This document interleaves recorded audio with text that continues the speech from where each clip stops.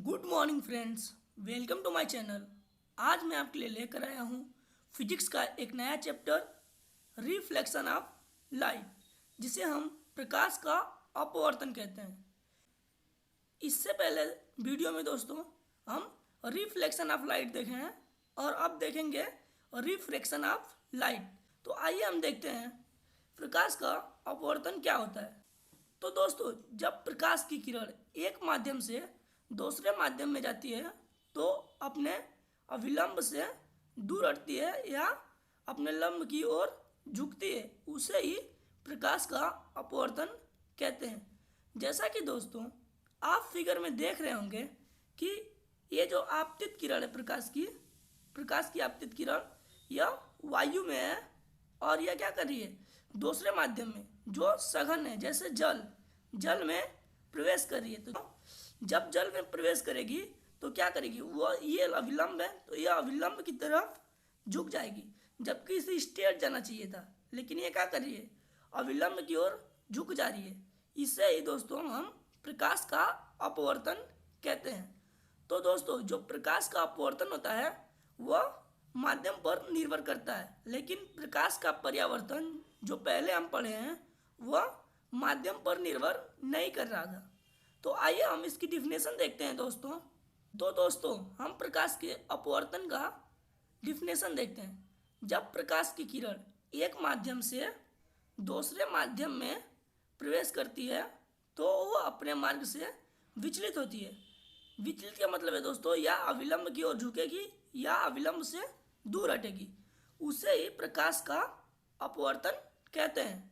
तो दोस्तों, इसमें इम्पोर्टेंट पॉइंट क्या होती है, सबसे इम्पोर्टेंट जो बार बार एग्जाम में पूछता है वो होता है कि जो प्रकाश का परावर्तन होता है जिसे रिफ्लेक्शन ऑफ लाइट कहते हैं, इसमें माध्यम नहीं बदलता है, केवल अपना मार्ग बदलता है।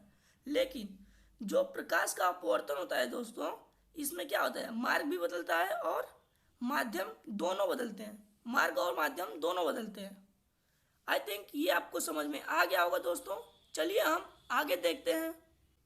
तो दोस्तों आइए इसमें हम जानते हैं कि प्रकाश के अपवर्तन का कारण क्या होता है। तो दोस्तों, मैं पहले बताया हूँ कि जो प्रकाश का अपवर्तन होता है यह माध्यम पर निर्भर करता है। इसके लिए दो माध्यम चाहिए होते हैं। पहला, जैसे मान लो बच्चों, जो आपतित किरण आ रही है वो क्या करी, हवा में आ रही है, ये इसका पहला माध्यम हो गया।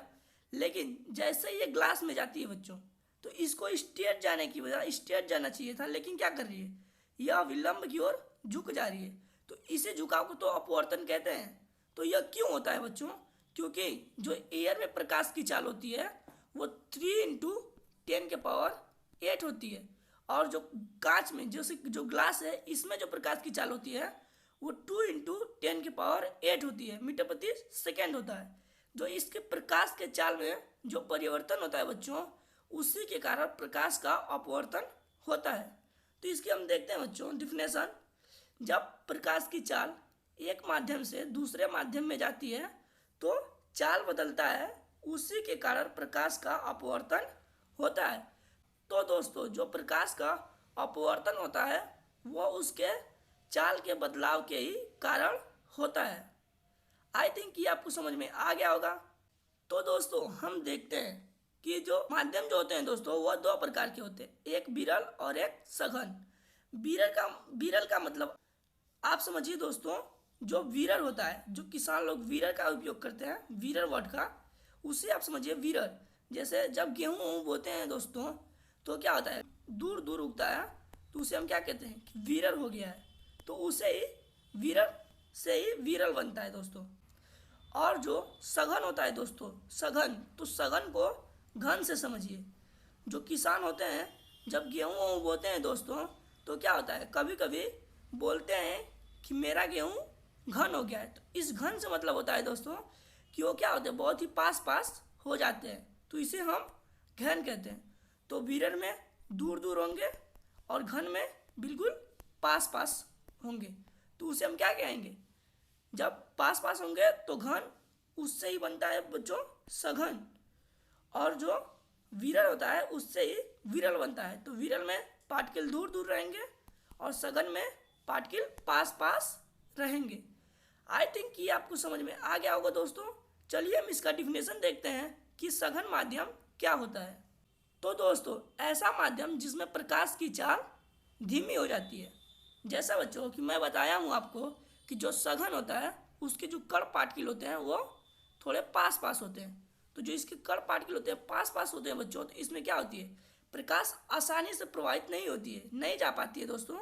तो इसमें क्या होती है, प्रकाश की चाल धीमी हो जाती है। तो दोस्तों, सघन माध्यम एक ऐसा माध्यम होता है जिसमें प्रकाश की चाल धीमी हो जाती है। एग्जाम्पल देख सकते हैं दोस्तों कि प्रकाश की चाल जो होती है पानी में 2.25 इंटू 10 के पावर 8 मीटर प्रति सेकेंड होती है। जो कांच में प्रकाश की चाल होती है दोस्तों 2 इंटू 10 के पावर 8 मीटर प्रति सेकेंड होती है। लेकिन दोस्तों, पानी और कांच यह सघन में आ जाते हैं।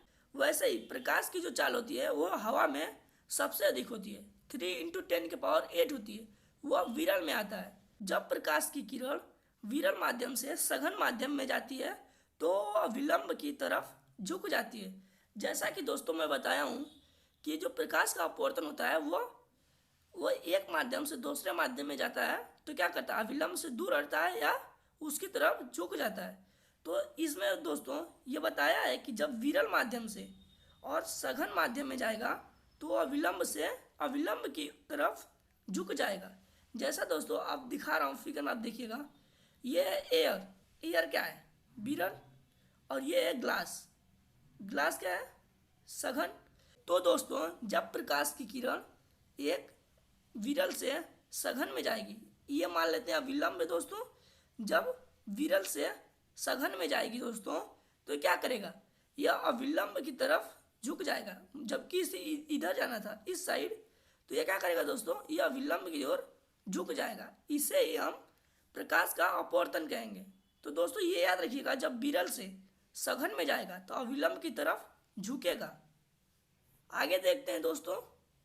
तो दोस्तों, विरल माध्यम यह एक ऐसा माध्यम होता है दोस्तों जिसमें प्रकाश की चाल बढ़ जाती है, तीव्र हो जाती है। जैसा दोस्तों मैं बताया हूँ आपको कि जो विरल माध्यम होता है इसमें क्या होता है, कण पार्टिकल बहुत ही दूर दूर होते हैं। तो यह प्रकाश के किरण को ज़्यादा नहीं रोकते, यह तेजी के साथ यह इसमें से निकल जाता है। ऐसा माध्यम दोस्तों जिसमें प्रकाश की चाल अधिक हो जाती है उसे हम विरल माध्यम कहते हैं।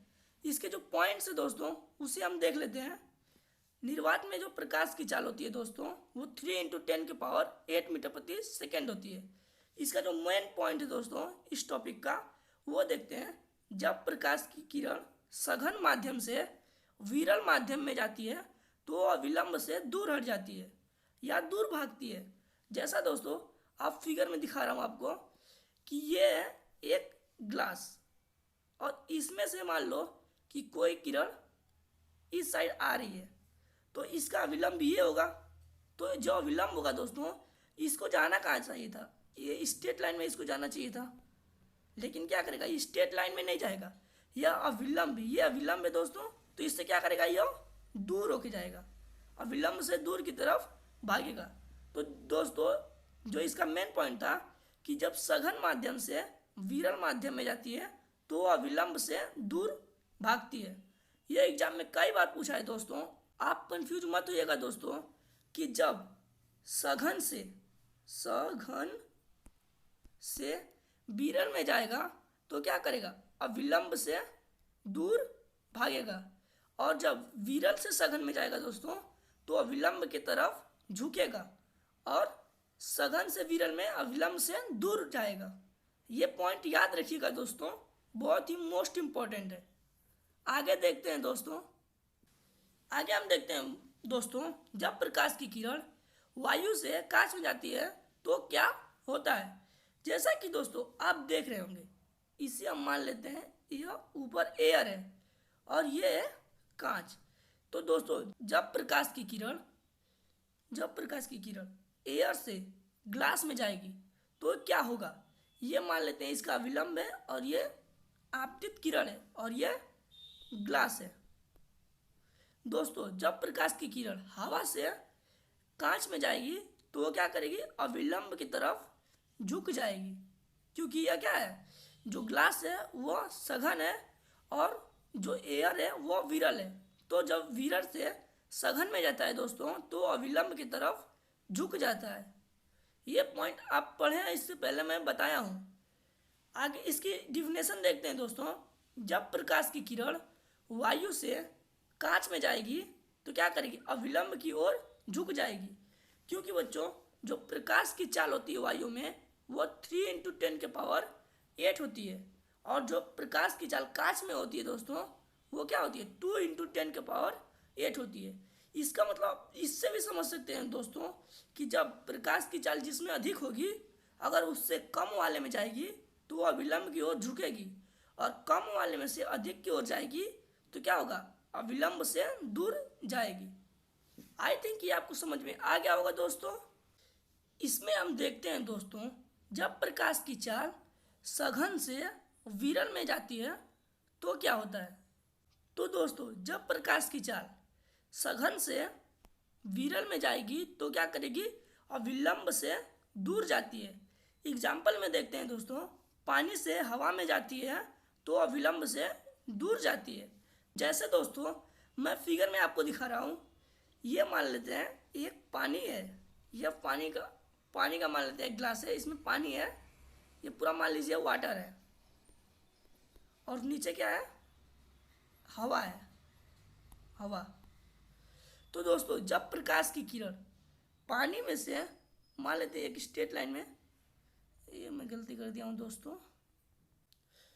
तो दोस्तों जब प्रकाश की किरण पानी में से हवा में जाएगी तो अविलंब से दूर जाएगी। जैसा दोस्तों आप देख रहे होंगे ये पानी है और इसमें से एक किरण है जो निकल रही है, तो इसका मान लेते हैं हम ये है इसका अविलंब, यह इसका अविलंब है दोस्तों। तो जब प्रकाश की किरण पानी में से हवा में जाएगी तो अविलंब से दूर जाएगी। इसको दोस्तों जानना चाहिए था ऐसे, लेकिन ये जाएगी कैसे, यह अविलंब से दूर होकर जाएगी। आई थिंक ये आपको समझ में आ गया होगा दोस्तों। क्योंकि क्यों ऐसा होता है दोस्तों, क्योंकि पानी में जो इसकी होती है चाल होती है वह कम होती है, हवा में प्रकाश की चाल अधिक होती है, इसीलिए यह अविलंब से दूर जाता है। आगे हम देखते हैं दोस्तों प्रकाश के अपवर्तन का प्रभाव। यहाँ पे अपवर्तन है दोस्तों, इसको सही कर लीजिएगा, अपवर्तन का प्रभाव। तो दोस्तों जो पहला देखते हैं, जो पेंसिल होता है दोस्तों, जब पानी में उसको डुबोते हैं तो उसका जो पेंसिल का जो भाग होता है दोस्तों वो थोड़ा सा ऐसे स्ट्रेट होता है, तो वो थोड़ा सा ऐसे दिखाई देता है, ऐसे थोड़ा सा तिरछा दिखाई देता है दोस्तों, आप समझ सकते हैं, ये थोड़ा सा तिरछा दिखाई देता है। दूसरा पॉइंट देखते हैं दोस्तों कि पानी में डूबी हुई वस्तु वास्तविक गहराई से ऊपर की ओर प्रतीत होती हैं। तो जैसे आप देखे होंगे कि कभी भी एक ग्लास में, पानी के ग्लास में एक सिक्के को डालते हैं तो वो सिक्का हमें थोड़ा सा ऊपर दिखाई देता है। तीसरा पॉइंट देखते हैं दोस्तों, पानी में डाला गया एक वास्तविक नींबू का आकार बड़ा दिखाई देता है। जो पानी में नींबू डालते हैं दोस्तों तो उसकी जो आकार होती है वह वास्तविक आकार से बड़ा दिखाई देती है। लास्ट पॉइंट देखते हैं दोस्तों, रात में आकाश में जो तारे टिमटिमाते हैं वह प्रकाश के अपवर्तन के कारण ही टिमटिमाते हैं। आई थिंक ये आपको समझ में आ गया होगा दोस्तों, तो इसे आप याद कर लीजिएगा, यह जो एग्जाम्पल दिए हैं ये आप याद कर लीजिएगा। चलिए हम आगे देखते हैं दोस्तों। तो आइए हम देखते हैं दोस्तों प्रकाश के अपवर्तन के नियम क्या क्या होते हैं। अपवर्तन जो नियम होते हैं दोस्तों, अपवर्तन के नियम वह क्या क्या होते हैं। रूल पहला लिखा है दोस्तों, आपतित किरण, अपवर्तित किरण और अविलंब तीनों एक ही तल पर होते हैं। जैसा कि दोस्तों मैं बताया हूँ, प्रकाश का अपवर्तन के लिए दो माध्यम होना अनिवार्य है। जैसा दोस्तों मैं मान लेता हूँ ऊपर हवा है और नीचे क्या है, यह ग्लास है।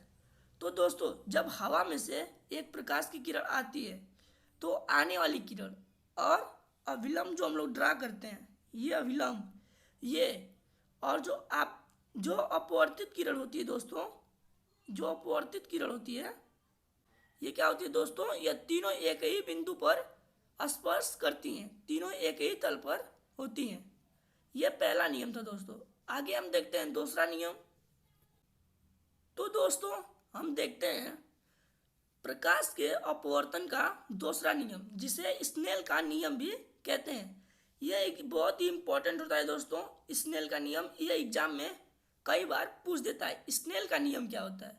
तो प्रकाश के अपवर्तन का जो दूसरा नियम होता है दोस्तों, उसे ही प्रकाश स्नेल का नियम कहते हैं। तो इसमें बताया है दोस्तों कि साइन आपतित किरण का कोण और साइन अपवर्तित किरण का कोण का अनुपात एक कांस्टेंट होता है।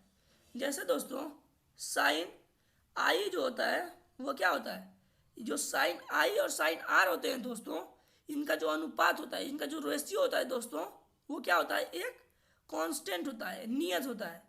तो दोस्तों इसको आप याद कर लीजिएगा, साइन आपतित कोण और साइन अपवर्तित कोण का मान जो होता है एक नियत होता है। साइन आई बटा में sine r is equal to नियत, मतलब कांस्टेंट। इससे एग्जाम में कई बार क्वेश्चन पूछा है दोस्तों। इसका क्वेश्चन हम लेके आएंगे दोस्तों, तो इस सूत्र का प्रयोग करके हम कई क्वेश्चन सॉल्व करेंगे। जो अपवर्तनांक होता है ये क्या होता है, तो दोस्तों जो अपवर्तनांक होता है, जैसे जब प्रकाश की किरण एक माध्यम से दूसरे माध्यम में जाती है तो क्या करती है, वह अभिलंब से दूर जाती है या विलंब के पास आती है। तो जितना वो दूर जाती है या जितना पास आती है, उसी के मान को दोस्तों हम प्रकाश का अपवर्तनांक कहते हैं। तो दोस्तों इसकी दूसरी डिफिनेशन देखते हैं दोस्तों।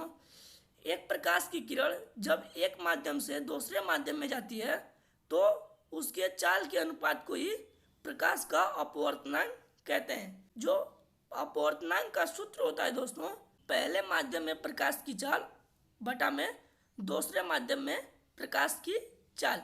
जैसे फर्स्ट मीडियम में जो स्पीड ऑफ लाइट होता है और जो सेकेंड मीडियम में स्पीड ऑफ लाइट होता है, उसके अनुपात को हम अपवर्तनांक कहते हैं। इसके बेस पे हम एक क्वेश्चन देख लेते हैं दोस्तों। जैसा कि दोस्तों यह एक क्वेश्चन है, उदाहरण समझने के लिए। जब प्रकाश की चाल हवा में जो होती है 3.3 इंटू 10 के पावर 8 होती है और दूसरे माध्यम में प्रकाश की चाल 2 इंटू 10 के पावर 8 होती है, तो इसका अपवर्तनांक पूछा है दोस्तों। तो अपवर्तनांक को हम m से डिनोट करते हैं दोस्तों। तो मान लेते हैं m इज इक्वल टू चाल, जो पहले माध्यम में चाल है दोस्तों, बटा में चाल दूसरे माध्यम में, तो पहले माध्यम में जो चाल हो दोस्तों 3m is equal to 3 into 10 के पावर 8 मीटर प्रति सेकेंड, और इसका जो दूसरे माध्यम में 2 इंटू 10 के पावर 8 मीटर प्रति सेकेंड, ये इससे कट जाएगा दोस्तों। और 3 बटा में जो 2 है, इसका जो मान होता है दोस्तों 1.5 होता है। तो जो प्रकाश का अपवर्तनांक आएगा दोस्तों 1.5 आएगा, यह इसका अपवर्तनांक होगा। तो इसमें कुछ महत्वपूर्ण पदार्थ के अपवर्तनांक दिए हैं दोस्तों, ये आपको याद रहना आवश्यक है। इससे कई बार क्वेश्चन पूछ देता है कि आप बताइए कि एल्कोहल का जो अपवर्तनांक होता है वो कितना होता है। तो यह कुछ अपवर्तनांक दिए हैं दोस्तों, इसे आप याद रख लीजिएगा। जैसे जो दिया है हवा का 1.003 अपवर्तनांक दिया है, पानी का जो दिया है 1.33 अपवर्तनांक है, कांच का जो है 1.5 है। जैसे हम कांच का भी निकाले हैं दोस्तों, कांच में जो स्पीड की चाल होती है, प्रकाश की चाल होती है, वो 2 इंटू 10 के पावर 8 होती है। इसका अभी हम निकाले हैं तो 1.5 आया है दोस्तों। एल्कोहल में जो प्रकाश की चाल होती है दोस्तों, एल्कोहल में जो अपवर्तनांक होता है दोस्तों 1.36 होता है। केरोसिन में जो होता है दोस्तों 1.44, सल्फ्यूरिक अम्ल में जो होता है दोस्तों 1.43, और हीरा में जो डायमंड होता है दोस्तों, उसमें जो प्रकाश का अपवर्तनांक होता है वो 2.42 होता है। तो ये कई बार पूछा है दोस्तों अपवर्तनांक कुछ पदार्थों के, तो इसे आप याद कर लीजिएगा। आज का टॉपिक हम यहीं पर ख़त्म करते हैं दोस्तों। इसके आगे का जो भाग होगा वो हम अगले भाग में बताएंगे। तो प्लीज़ आप चैनल को सब्सक्राइब, लाइक